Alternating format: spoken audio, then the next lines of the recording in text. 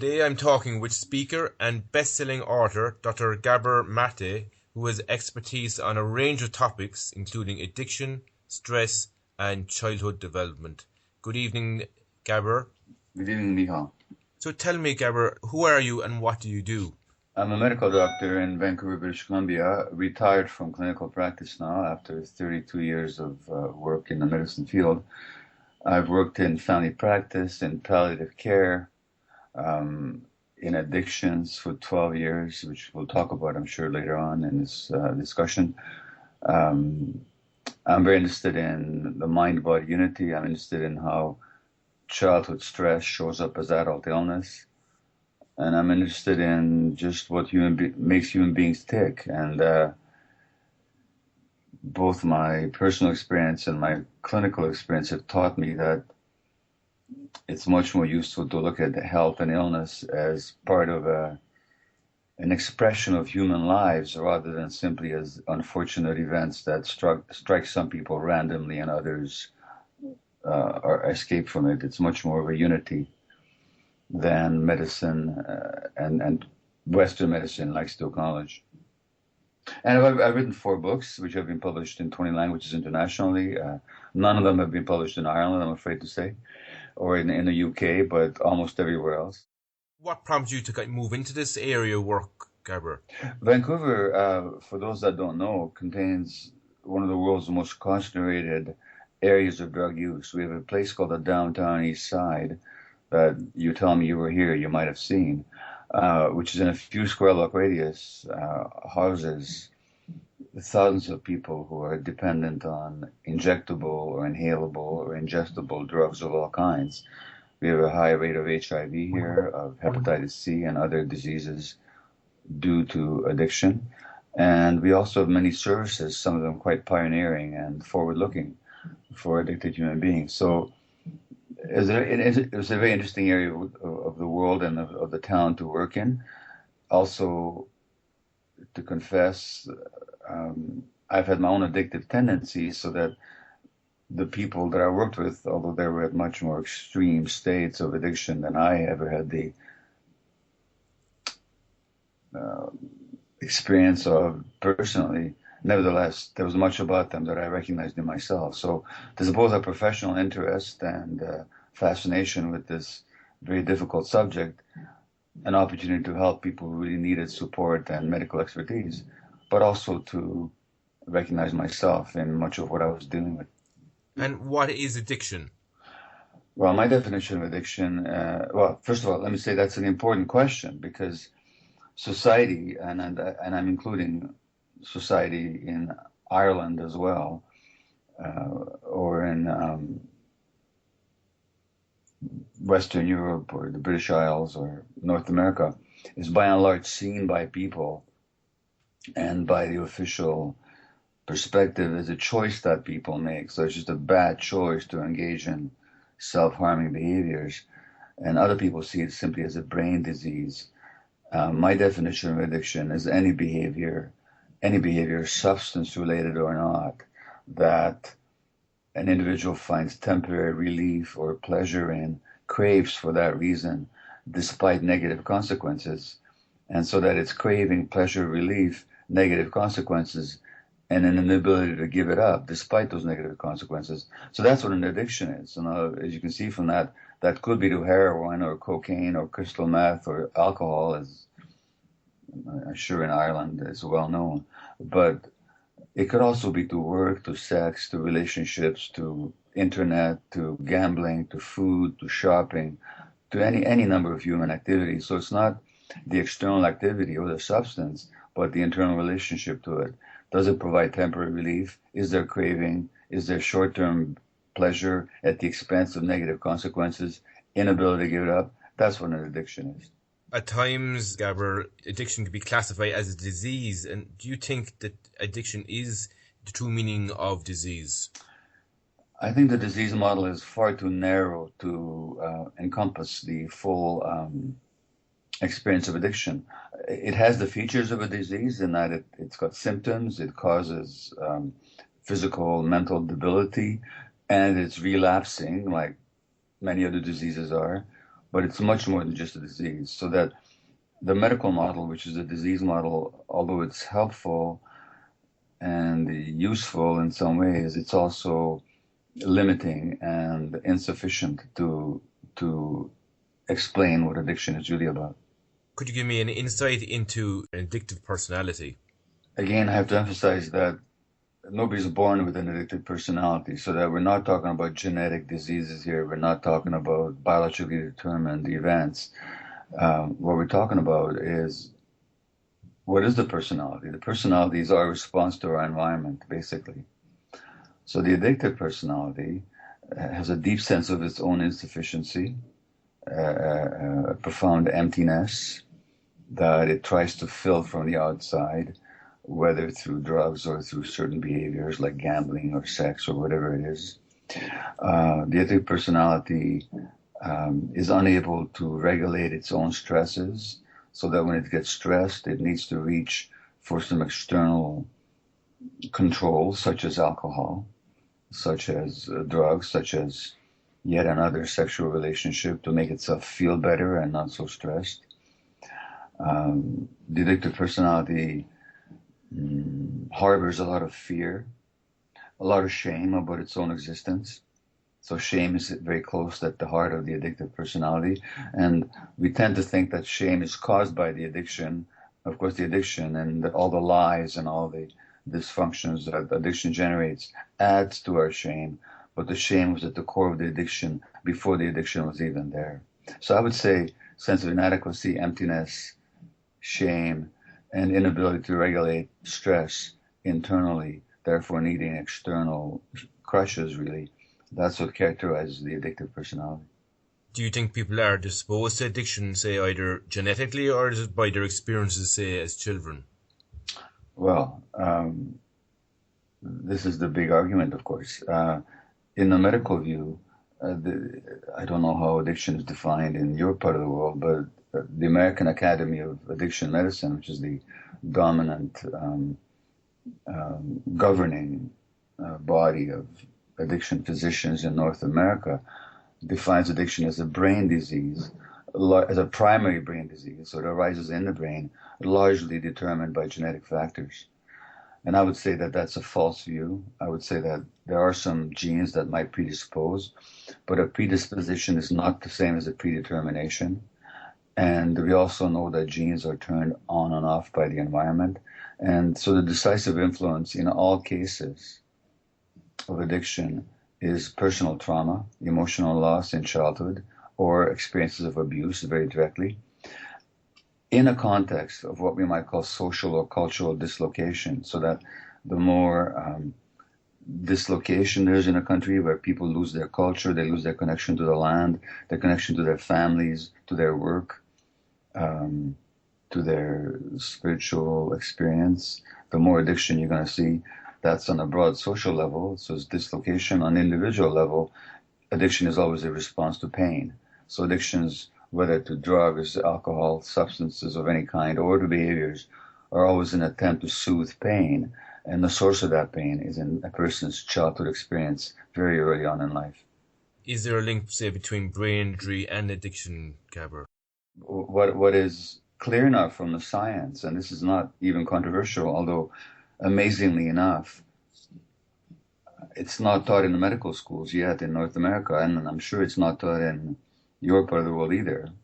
I can't be 100% sure, but I very much suspect that it's not, is that the brain itself turns out to be a product of the environment. In other words, our brains are not genetically determined. How our brains develop and which circuits develop depends very much on the rearing environment. And I can actually quote you an article from the Journal of Pediatrics, which is the official journal of the American Pediatric Association. And they point out that the brain develops through an interactive relationship between the environment and our genes. And the decisive influence on the development of brain circuitry is actually the interactive mutual responsiveness of parent and child, so that the brain circuits that are implicated in addiction, and we can go through them if you like, but there's 3 or 4 major brain circuits not functioning well in the addicted brain. These circuits actually develop or don't develop in response to the environment.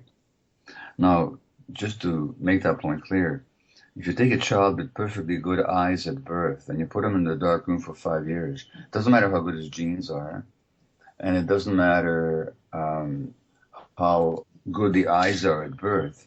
If that child is in the dark room for 5 years, he'll become blind for the rest of his life, because the circuits of vision require light waves for their development. And if without the input of light waves, even the visual circuits, the rudimentary visual circuits present at birth will atrophy and die, and they can't come back. Now, the circuitry of stress regulation, emotional self-regulation, the circuitry of our internal opiate substances, which are called endorphins, or endogenous morphine-like substances, the circuitry of our dopamine circuits. Dopamine is our incentive motivation chemical in the brain. Endorphins and dopamines are important in the addiction context because the opiates, such as heroin and morphine and so on, and the stimulants such as crystal meth and cocaine and nicotine and caffeine, these addictive substances, they all work through either the dopamine circuits or the endorphin circuits. And what I'm saying is that these circuits develop or don't develop in interaction with the environment. And the most important influence on the physiological and biochemical development of the circuitry is actually the quality of parent-child relationships. And that begins already in utero, so that when women are stressed during pregnancy, that already predisposes their kids towards addiction as adults. So it's an ongoing process that begins before birth. To quote this article from Harvard, the Harvard Center on the Developing Child in the Journal of Pediatrics, it's an interactive process that goes before birth, continues into adulthood, and is mostly and most acutely influenced by the quality of child-parent relationships. So whenever there's childhood trauma, whenever there's stressed parenting, whenever there's physical or sexual abuse, that's going to interfere with the development of the circuitry. So the many children that in Ireland were abused in various religious institutions as not too long ago were being divulged and widely discussed in Ireland, those children are at increased risk of addiction. And I'm sure if you looked at the rate of alcoholism and drug abuse and other addictive behaviors, they're elevated above the average. Because traumatic experiences actually interfere with proper brain development, not to mention, when you're traumatized, that shame that I talked about, children take everything personally. So when something terrible happens to you, your assumption is that this is happening because you're a terrible person. That's the assumption that the child makes. So there's a deep shame at the very core of the child who's hurt in childhood. Not that there should be, but there is. So the shame and the pain and the disordered brain circuitry all originate in childhood experience. Would you classify people's addiction to power being in the same realm as this, Gabor? Well, if you look at many people that seek power, saliently, in a TED talk in Rio de Janeiro, I talked once about 4 very power-hungry people: Alexander the Great, Hitler, Stalin, and Napoleon. And we know they all had very tough childhoods, emotionally very unsatisfied. They felt empty without power. They had to have more and more. At least 2 of them, in fact, I'd say at least 3 of them, were rather pathological personalities who needed to complete themselves by insatiable demand for power. So any attempt to complete yourself from the outside is addictive, and power is highly addictive. And it's very often very pathological people that get drawn to power, as we've seen throughout history and as we've seen many politicians. And do you think a person's ego has an impact in regard to the level and, say, even the intensity of the addiction? The ego is actually our defensive structure that we build up unconsciously but automatically as children in response to stresses in our environment.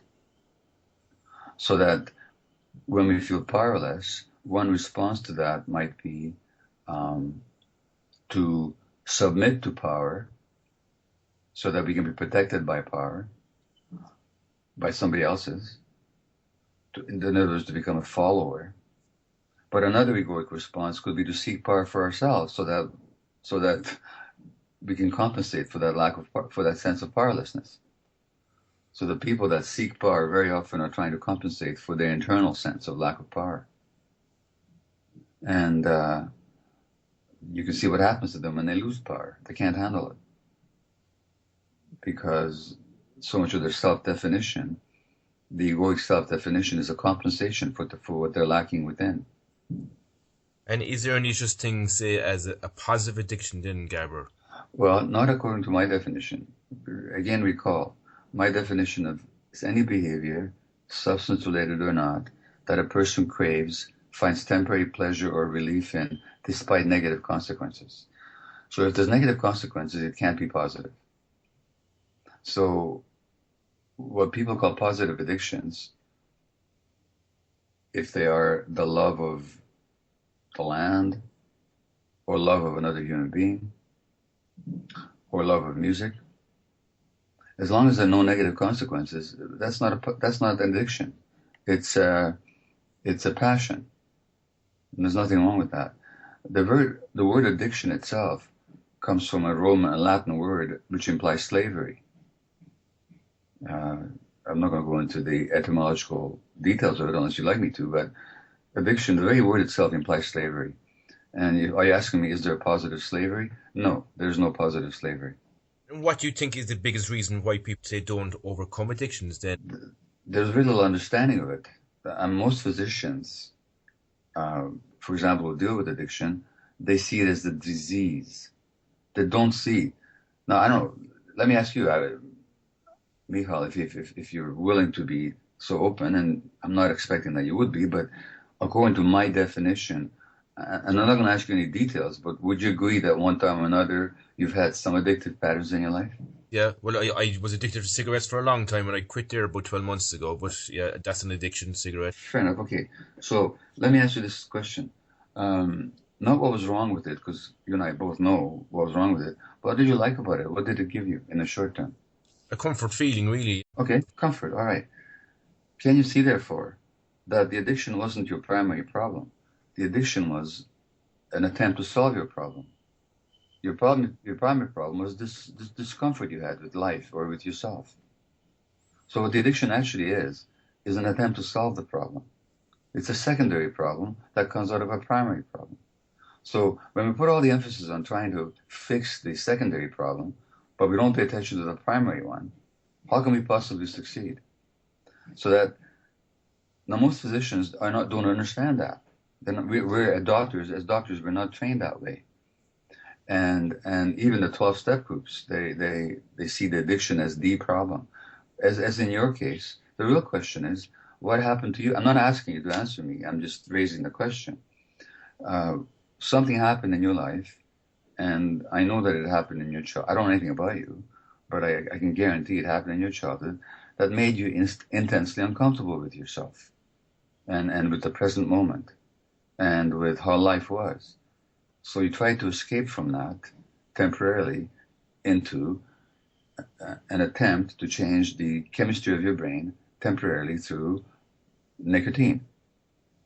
So the nicotine was your attempt to solve a problem. It wasn't the fundamental problem.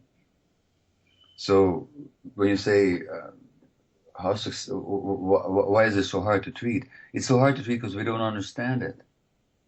And it's so hard to treat because the things that our people are looking to the addiction to give them. And when I ask the same question I asked of you, people say, it gave me pain relief from stress, temporary comfort. It gave me a sense of control or power in my life. It connected me more to other people. When you look at all those answers that people provide in response to the question, what did it do for you? The pain relief, the sense of comfort, the diminished alienation, the sense of control. These are essential human qualities. This is what we all want. And so that the addiction is like a substitute for genuine human experiences. And the real issue is, why are so many people so deprived from their authentic experience of themselves? What happened to them? And unless we're willing to ask that question and to go into it deeply, we can't help people with addictions very much. But that's the question that's not being asked.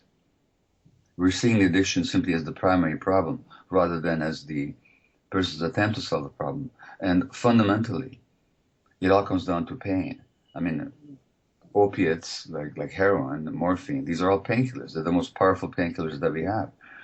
Alcohol is a pain reliever. I don't know whether this expression is extant in Ireland or not, but in North America, when somebody drinks too much, they talk about he's feeling no pain, referring to the analgesic quality of the alcohol. For me, no matter what the addiction is, whether it's to behaviors, escaping from yourself through the internet, gambling, whatever it is, it's an attempt to reduce or to eliminate temporarily pain, emotional pain. And so the mantra that I keep repeating is not why the addiction, but why the pain. And so to understand addiction, we have to look at human pain. And I'm afraid that the medical profession is not very good at looking at human pain. It's for all kinds of reasons, but we don't talk about that in medical school.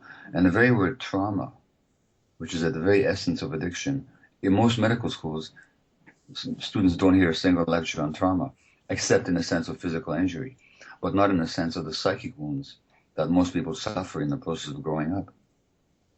And especially in highly stressed societies, in societies where, I don't have to tell you about Irish history, but it's a very difficult history, colonialism, internecine conflict, oppression, poverty, a very rigid religious hierarchy, the abuse of children in the context of institutions that are supposed to have been there to support them. What do you expect? You expect a lot of addiction in a country like that. You expect a lot of people attempting to escape from pain. And then we add to the pain by ostracizing and shaming and criticizing and rejecting the addicted person for their attempts to escape from their pain. So then we add more suffering onto the primary suffering. And then we're surprised that we're not so good at treating the condition.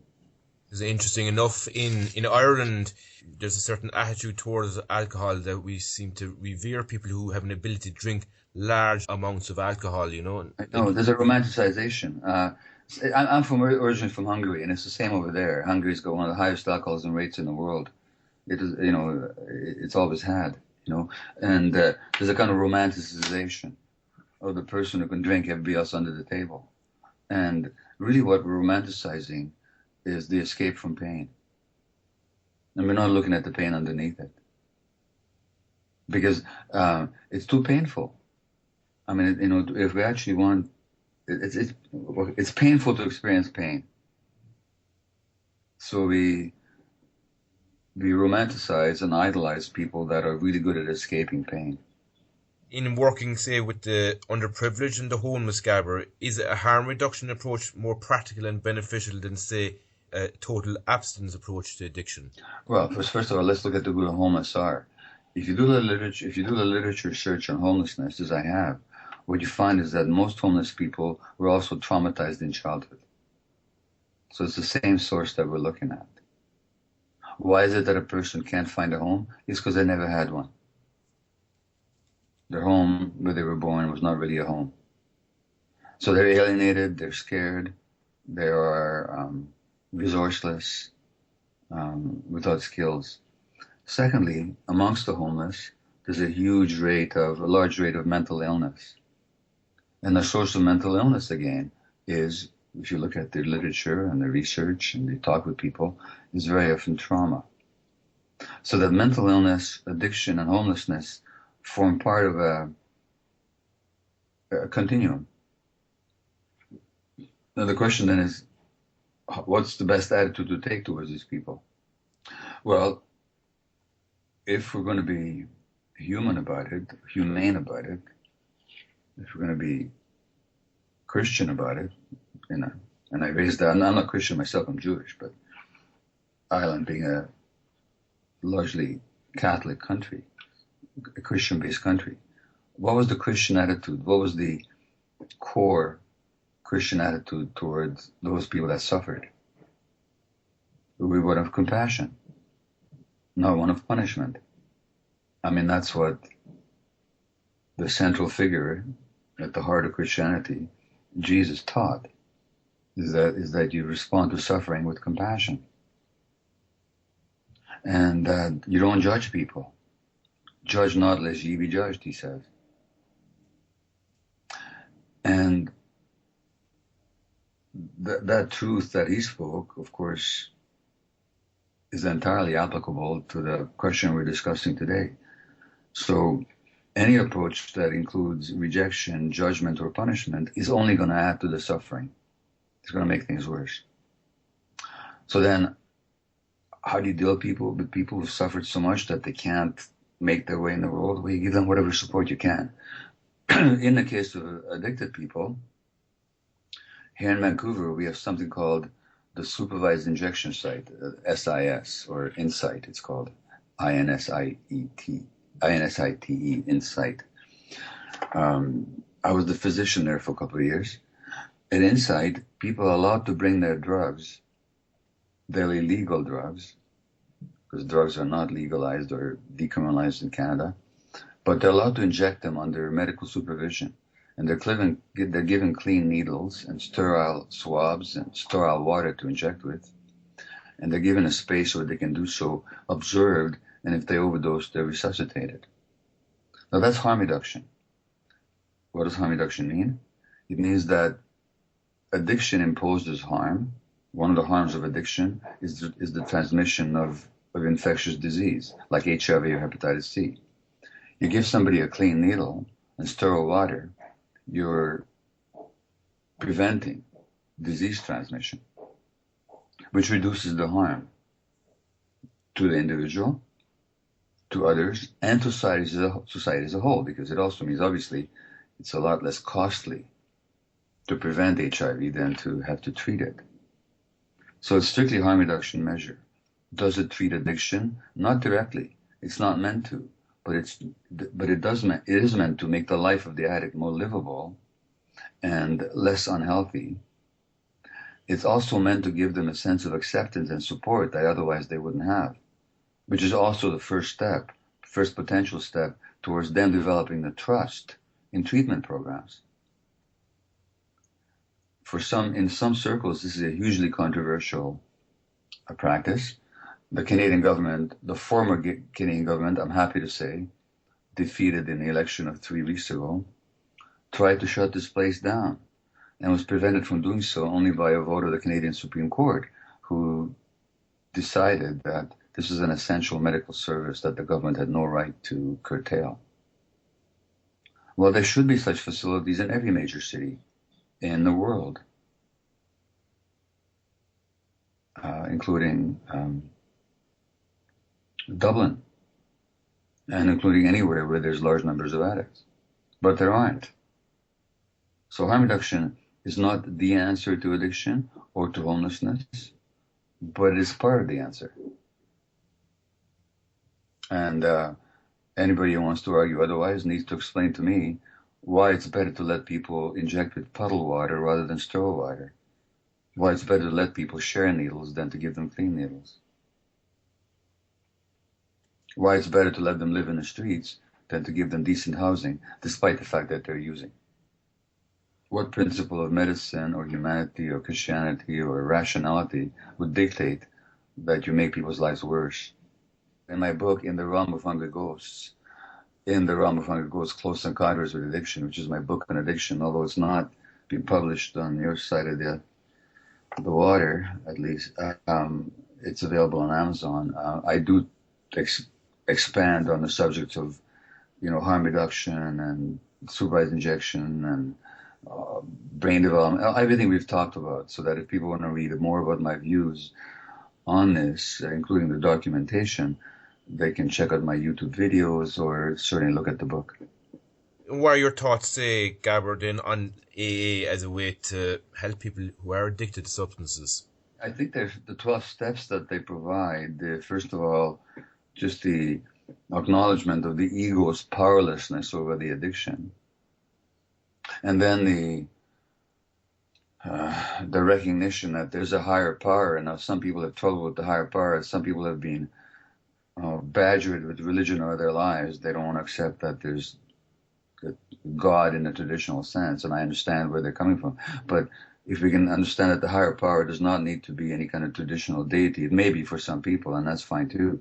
But it's actually just a deeper, truer part of ourselves that's not identified with the ego, that appeal to the higher power, the recognition of the ego's powerlessness, and then the moral inventory where we actually look at, well, what have we done here? And what has been the impact on ourselves and other people of what we've done? These are, and all the other 9 steps, these are necessary steps. I think they're very helpful, healthful, and life-enhancing. So I'm happy to support the 12-step movement. What is missing, I think, which is tragically missing, I think, from their perspective, is what I've been talking about. They don't recognize trauma. They do think of addiction as just as a brain disease, that you got it because your father had it, whatever. They don't actually look at the traumatic piece, so they don't help people confront the pain at the core of the addiction, which I think is a serious omission on their part. So that doesn't mean that what they offer isn't important. It is. I'm just saying that there's something missing. And is there a credible treatment alternative to AA? Well, look, AA works for some people. It does not work for many people. There's no single modality that works for everybody. For those whom that it works, it can work very beautifully. Some of the happiest people I've met have been graduates, if you will, or long-term participants in the 12-step process. But most people that end up going don't end up staying. So it's clearly no panacea. There are no panaceas. So there are secular step programs, like Life Ring is another step program, if you will. That's a secular one. There are some people, strangely enough, or if you wish, but they get better from addictions by means of sacred substances, by shamanic ceremonies, traditional practices, Aboriginal practices of all kinds. Here in Canada, we have a huge problem with our Aboriginal population, the native Indians, if you like, of Canada, although they don't call themselves Indian because they're not from India, but they've been called that, which is a historical mistake, but that's what they've been called. Huge addiction problem because of massive dislocation, massive historical trauma, massive expropriation of their lands, destruction of their ways of life, very deliberate extirpation of their culture, and then the sexual abuse of generations of native kids in religious residential homes. So there's a huge addiction problem here in that population. So whereas native Canadians make up 4 or 5% of the population, they make up 30% of the jail population and 30% of the people who are addicted in the downtown instead of Vancouver. And in some provinces, they make up 70-80% of the jail population, mostly because of addiction issues. These people also have a very rich traditional culture with healing practices that can be very helpful in the treatment of addiction. So I think when it comes to addiction, we need everything. We need good psychotherapy. We need trauma-informed care, care that recognizes the centrality of trauma and emotional pain and loss and suffering in the person's history that occurred in childhood. We need, for those that are drawn to it, the 12-step programs. We need traditional practices. We need to stop this insane and retrograde and tremendously harmful so-called war on drugs, which targets drug addicts. You can't have a war on drugs. You don't make war on inanimate objects. Inanimate objects are not subject to being waged war on. The drug is actually waged against low-level drug users for the most part. We need to stop punishing people for their attempt to deal with suffering through addictive means. We need to stop pretending that there's something more respectable about power addiction than heroin addiction. We need to stop pretending that alcohol is more acceptable than heroin. Alcohol is much more harmful than heroin is in the long term to the body and to the spirit. Not that I'm recommending heroin addiction, I'm just making a medical comparison, not to mention cigarettes. What sense does it make that people can buy cigarettes at a corner store and kill themselves with it, but the heroin addict is jailed for the possession of their substance? I'm not recommending that we sell heroin in stores. I'm talking about the insanity, irrationality, and inconsistency that makes the job of treating addiction on a social level that much more difficult. We need to get just rational about this whole thing. All addiction, no matter what, are a response to human pain. And the question is, what humane practices can we institute that help people deal with their pain in different ways? And that doesn't add to their pain. You can't help people escape addiction when you're adding to their pain, which is what the war on drugs does. So the whole conversation has to change. There's a debate at the moment, Gabor, whether sex addiction is a real addiction. Well, again, come back to my definition of addiction. Any behavior, substance-related or not, that a person finds temporary craving and pleasure or relief in, but which has negative long-term consequences and is unable to give up despite the negative consequences. So how would sex not be an addiction, a target of addiction by that definition? The sex addict keeps finding pleasure, temporary relief, and craves something that in the long term destroys her, destroys his soul, his relationships, his peace of mind, and possibly his health. So how is it not an addiction? And when you actually look at sex addicts, you find, first of all, that a large percentage of women sex addicts were actually sexually abused as children. So they came to identify themselves as being wanted through their sexuality. And so their sexual acting out is nothing more than a desire to be wanted. And that's true for the male as well. See, sex addicts are not addicted to sex. That's obvious. Because if sex addicts are only addicted to sex, and I don't mean to be facetious in any way at all, not on the contrary, it's a very serious condition, but all a sex addict would have to do is to marry another sex addict. Then they could have all the sex they wanted with no negative consequence. But it's not about sex. It's actually about the desperation to be wanted, the desperation to be validated. And it's also about, because as children, they didn't experience themselves as being wanted for themselves and for being validated for who they were. So they need to get that through this sexual desperation. Furthermore, any state of wanting and desire and seeking triggers dopamine release in the brain. Dopamine, as I mentioned earlier, is the incentive motivation chemical in the brain, without which we actually can't live. We'd be listless and inert and inactive without it. In the sex addict, like in other addicts, because of childhood adversity, those dopamine circuits didn't develop properly. What the sex addict actually wants, or what the shopping addict actually wants, or the gambling addict actually wants, it's the same thing. They want a temporary state change in their brain. So they want this temporary change in their brain chemistry through the release of dopamine. And through that intense sexual craving and seeking, they get this dopamine hit. And that's what they're addicted to. They're not addicted to the sex. It's just that they get it through the sex. Just as the gambler gets it through the gambling behavior. And it all goes back to, again, to childhood experience. So, like with every other addiction, there's a continuum, Very few of us, I think, are completely immune to the sexual charge that we get when somebody wants us or when we want somebody else, and that sense of pursuit, that delicious longing. And we don't have to be sex addicts. We can be happily married, but which one of us is totally immune to that frisson, to that charge, to that excitement? That's because none of us are completely complete. Now, the sex addict is in a deeper state of incompletion.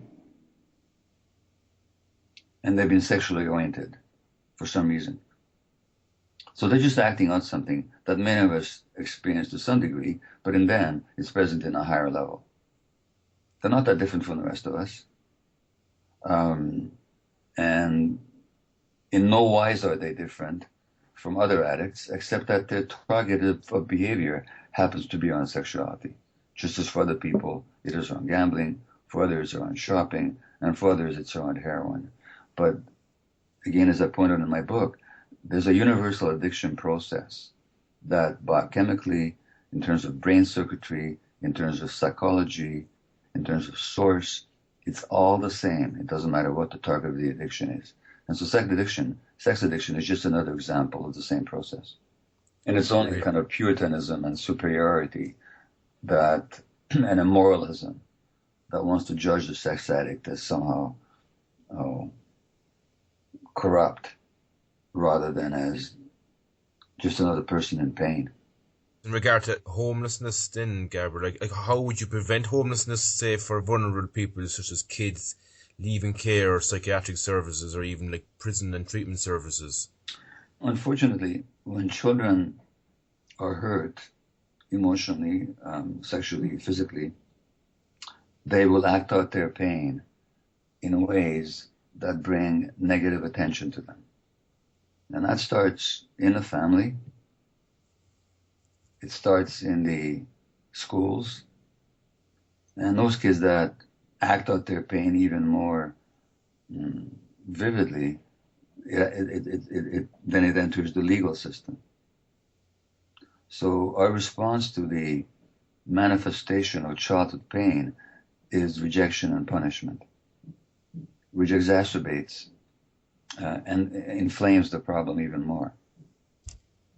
So the prevention needs to be that families at risk need to get a lot of support, that mothers who are stressed, the prevention of addiction and homelessness needs to begin at the first prenatal visit, because already what happens to the pregnant woman has an impact on the child's development. And then as soon as problems arise, instead of punishment, those children need a lot of support, a lot of loving support. Imagine if all the money that's now going into punishment, incarceration, discipline, so-called discipline, if all those resources instead went into prevention. Prevention in childhood would then mean proper care for these kids by caregivers who really understand them, teachers who instead of taking so-called bad behaviors, unquote, personally or as signs of deficiency or failure, would recognize the so-called bad behavior as the child's desperate cry for help. So if the schools became compassionate institutions, if physicians, social workers were trained in understanding trauma and the implications of trauma in human psychology and human brain development, if all this happens, in other words, if we just apply the evidence that's richly available already, we don't have to do more research. We just have to apply what we already know. We could prevent a lot of adult dysfunction. And interesting enough, you may know this, you may not, but at the moment Ireland has a homeless crisis as a result of the lack of housing in Ireland. Like, would you have any thoughts on this, Gabor? Well, sure. I mean, I know some years ago they were talking about the Irish miracle economically, but I don't think anybody's talking anymore about the Irish miracle, are they, economically? No, that's long gone. I don't know what you call it now, but it's definitely not the Irish miracle, No, it's gone, right? Well gone, yeah. And so what happens when in times of economic loss is that loss most affects the most vulnerable people. And the most vulnerable people are the mentally ill and the traumatized. And it shows up if there's homelessness in Ireland, just as there's here in Vancouver. And Vancouver is where I live is repeatedly and chronically voted, I don't know by who, as the most livable city in the world. But we have significant homelessness here. We don't lack wealth here. We don't lack resources here. Just as Ireland, I know it's not a rich country, but it doesn't lack resources. But how are those resources allocated? And how are they spent? And what are the priorities? So, I mean, if there's homelessness in Ireland, it's just because the care of the traumatized is not a priority in Irish society. If it was, there would be no homelessness. The people that are the most vulnerable are they're the ones who are going to suffer. And the most vulnerable ones are the most traumatized ones. In other words, the people that were most vulnerable in infancy and childhood are going to remain the most vulnerable, for the most part. In regard to traditional homeless services such as, say, soup kitchens and shelters, Gabor, do you think they help or normalise the problem so that people get stuck in the homelessness situation then? Well, I don't know. I would not want to go to a homeless lineup, a soup kitchen lineup, and explain to somebody that, sorry, today I'm not going to give you soup because I want to make a point that society should take a more serious look at your problems. So therefore, tonight you're not going to have soup. So, I mean, I think anything you do to help people is good. You know, the problem is if we think that they're the answer. In other words, a soup kitchen is not the answer. The soup kitchen, however, gives somebody soup, which is a good thing. But the very fact that we need a soup kitchen should be seen as a marker of a major problem, not as the solution to it. At the moment in Ireland, there's separate hostels for both men and women. What would be your thoughts on this? I'd have to know much more about the rationale for what was making those decisions. I know that a lot of the women who are homeless and mentally ill have been sexually abused, not just as children, but also as adults. And so I would be in favor of anything that gives them a measure of protection. I imagine that may be behind that particular policy, but I don't know. I'd have to know more about it. It doesn't concern me too much one way or the other. It's whatever works for the people. In Vancouver, the facility where I worked at, the Portland Hotel, it was called. It wasn't a hotel. It was a domicile for people who are otherwise unhousable, mentally ill, addicted people that really could not be decently domiciled in the private housing market. There was just no provision for them. So that's where I worked for 12 years as a physician. That's where my clinic was. Both men and women had their apartments there. For the most part, that worked reasonably well. But we had staff there to protect people from abuse. So the key question is not whether men and women together, but what best protects people. And which model of care do you think works best in supporting people who are homeless? I think a harm reduction, housing first, that you can't help people unless you house them. And we know that when you house people decently, they use less drugs. The drug use goes down. The level of dysfunction goes down. They're more likely to open themselves to receiving medical care. So that over and over again, housing has positive benefits, and it's the first essential step. You just can't help people when they're living in the street. You can't help them significantly. So housing has to be the housing for. There's a initiative in the United States, actually founded by a Canadian physician called Sam Sambaris, and you may wish to speak with him sometime. Called Housing First. Yeah, I know of it. There's 95% success rate, isn't there? Yeah, they have a very good success rate. And Sam is a wonderful guy. We're very much on the same page. And you have to have housing. I mean, that's just a basic need. Because in Ireland, that's probably the biggest situation we have here at the moment. Do you think it should be a constitutional right? It's a human right. I can't, I don't want to comment on the Irish Constitution or any debates around it. I'm so far away from there, but I don't care what it takes. If a constitutionally enshrined right would somehow help people, I'm all in favor of it. If, I don't know what the legal implications would be, but whatever, but housing should be seen as as a basic human right. And any society fundamentally needs to be judged not on the gross domestic product or any other parameter, but simply how does it treat the most vulnerable members of that society, which means the mentally ill, which means the homeless, which means the addicted people. How do you treat these people? If you treat them well, you can claim to be a successful society. And if you don't, then claims of success and self-congratulation are really hollow. Yeah, very, very, very true. And I know you talk about in regard to the health side of things, then Gabor. What are your thoughts in regards to people in Western society having a short attention span? Well, okay, so I was diagnosed myself with attention deficit hyperactivity disorder, or ADHD. My first book was written on that subject. And again, we have this belief that it's another inherited disease.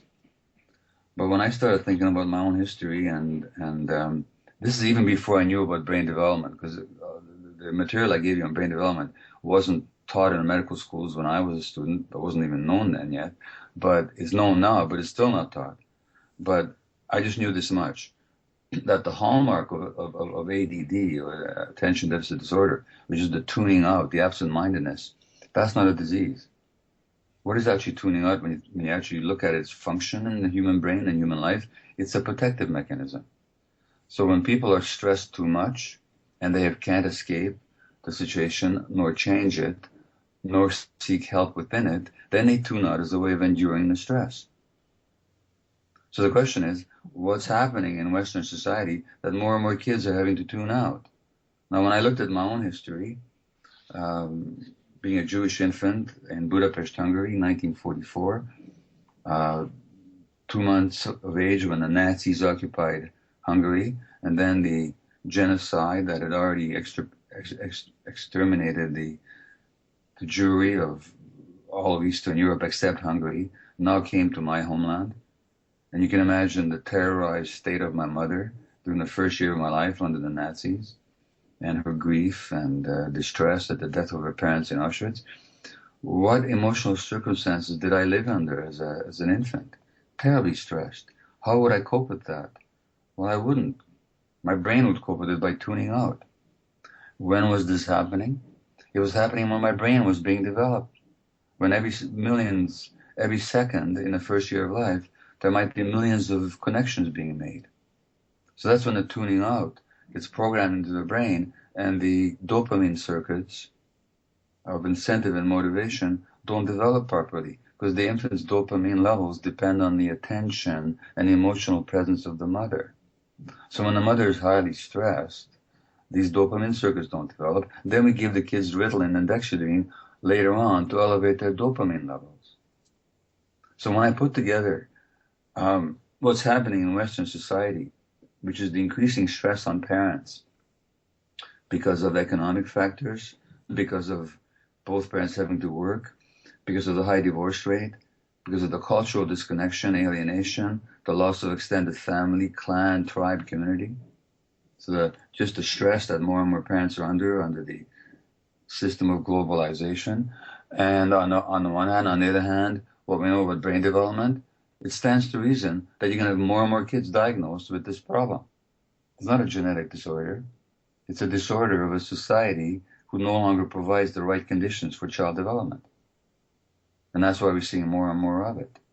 And it's typically, we make a medical problem out of it, as if it was simply a medical problem. Well, it is to some extent, but that's not all there is. It's a societal problem, and it's a problem of children living under stress circumstances.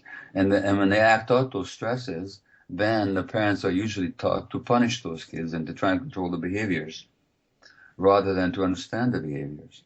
So in my book on ADHD, the Canadian title of which is Scattered Minds, the American title is Scattered, I really talk about understanding the child rather than simply trying to control the behaviors. It's not a disease, it's a developmental problem. And the question is, how can we help people develop properly, even later on in life? And this, again, is not appreciated by physicians who, again, look upon it as simply as a question of biological determined pathology. And when I look at my children, who have also been diagnosed, two of them, with the same condition, well, that would seem to prove that it's a genetic problem. No, it doesn't. Because my children grew up in a home where the father was a workaholic, ADD-driven physician, and the mother was a highly stressed woman in relationship with this guy. And there was a lot of stresses in our home. And our children were emotionally, probably genetically, very sensitive. So then they respond to that stress by their own defensive mechanism, of which tuning out is one, which then gets programmed into their brains. So we do pass this stuff on. We do pass our trauma on, but we don't necessarily pass it on genetically. We pass it on by recreating conditions, one generation to the next, in which there is disconnection and stress and trauma. And as we also know from the most recent research, we also pass it on epigenetically, which means that not the structure of the genes, but the functioning of the genes is affected by trauma, and it's passed on from one generation to the next. So it's not a genetic problem, it's an epigenetic problem. It's how genes are triggered or turned on or turned off. So what we're seeing in the Western society now, and increasingly under globalization elsewhere as well, is a socially engineered problem of stress that is affecting the development of more and more children, and it's showing up in an increasing number of so-called medical diagnoses and behavior problems, of which ADHD is one, but not the only one. How do you think we should channel the energy of anger? There's a spiritual teacher, lives in Vancouver, he's known throughout the world, his name is Eckhart Tolle, Tolle, who says that wherever there's anger, underneath it there's always pain. So my question about anger is, what's the pain underneath it? And we need to approach that question very compassionately. When I'm dealing with people with a lot of anger, I want to know what's hurting them so much. What is the origin of that pain? And how can I help them deal with that pain without acting it out in a form of anger? No, anger has a certain positive quality to it. It moves you forward, it's better than depression, In fact, what depression very often is suppressed anger, repressed anger. I'd rather have somebody be angry than depressed. But I'd want them to inquire as to the source of that anger. And anger sometimes is a necessary stage that we have to go through once we realize the truth of our lives. Itself, there's nothing wrong with it. It's a question of how we channel it. Do we channel it as an aggressive attack on somebody else? Or do we channel it as a movement forward for ourselves? How have your discoveries, say, improved your own health and happiness, say, of both yourself and your family? My ongoing health and happiness are a work in progress, I have to say. But I'm 71 now, and I'm at much more peace with myself, and I've been able to support the healing of my children as well, as a result of what I've learned. I don't want to say that it's over. I don't know that it ever is, but it's much less confusing. I have much more of a sense of agency. When I do lose it, as I do it sometimes, I'm much quicker to come back to myself, to my true self. And in general, I have a much more optimistic perspective on life than I used to. And I have regular practice. I meditate every day. I take my insights into the work that I do with others, into all the speaking that I do, all the healing work that I do, and I apply it to myself as best I can. I feel very fortunate. Gabor, would you have any final last words of wisdom for our listeners who may be experiencing some of the things that you discussed today? Yes, the essence of trauma is not actually the external event. So the trauma is not the sexual abuse. The trauma fundamentally is not whether your parents loved you or not, or did they love you the right way. Most parents love their kids, although not necessarily the right way. Not in all the ways that the child requires it. The trauma is not in the external event, which is good. Because if the trauma was the external event, such as you were abused as a child, or you were traumatized in some way, or neglected or abandoned, or not held the way you needed to be held, if that was the trauma, that is irreparable because it's happened in the past. But the actual trauma is not the external event, but the impact of it. So the impact of trauma is a deep disconnection from the self.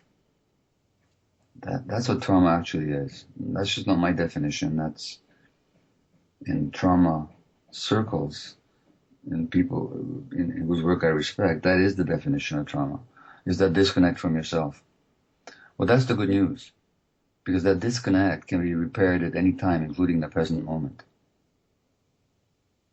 So if the problem was what happened 50 or 30 or 15 years ago, what can you do about it? Nothing. But if the real trauma was the disconnect from the self, that can be repaired at any time. That's psychological work, emotional work, physical work, spiritual work, but it's available at any time. So that's the really good news. And what I'm really saying is, if you look at the word healing, it comes from the Anglo-Saxon word for wholeness. So, and it's interesting enough, I don't know what the Gaelic Irish term with healing would be, but the Hungarian term for healing also means wholeness, actually, health. It literally means wholeness. And wholeness means that reconnection with ourselves. So that all of us, doesn't matter what stage of our lives and no matter what happened, have this healing capacity that's internal to us. That's just part of our nature. And so, despite what happened, whoever's listening needs to know that that healing capacity is not only in them, but it's actually an aspect, a genuine aspect of who they are. It's always available to them. So there's no reason ever to give up on anybody else or on ourselves. Beyond that, I can only say is to invite people. Much of what I've said in YouTube lectures and articles and interviews, which are available freely through my website, www.drgabormaté.com, or just on YouTube, and of course in the 4 books that I've written that people can check out. And so everything I've said here, although I do find that in every discussion something new comes up, or I say something maybe in a way that I haven't quite said before, but fundamentally, people can revisit this message just by visiting my website or other presences of mine on the web. Not to mention, there are many great teachers who speak a similar message. The Irish word for health is actually slánta. What does that mean? Yeah. It means health. It's spelled Slainte. Would you have any sense of its original etymological meaning at all? I don't actually know. I just know it means health. It might be interesting to research that, to see, because in the original meanings of words, there's tremendous meaning very often, in the source of words in any language, there's tremendous meaning that we lose we keep using the word, but we lose the original meaning very often. Like I didn't know that health comes from the sense of wholeness, and even though I've said the Hungarian word for health all my life, only more recently did I realize that it actually comes from the word for wholeness. So it might be very interesting to find out where the Irish word comes from as well. When people are out drinking, do you know the way they say cheers in England? We actually use the word slánta. To your health, yeah. Well, that's interesting too, because when you think about alcohol and we use the word spirit, there was something in the original use of alcohol that was actually spiritual. Wow. like many substances were originally used as spiritual, as an enhancement of a spiritual journey. But it's like everything else. It's everything can be degraded to its opposite, you know. But when you think of the word spirit, alcoholic spirits, there's a reason. Like I know that in Greece there were spiritual rites that used alcohol as a way of connecting with God, you know. So who knows that there might be some similar origin in Ireland as well. It'd be interesting to find out anyway. Thank you so much for your time. I really appreciate it, Gabor. I appreciate that. Thank you. It's very nice to meet you.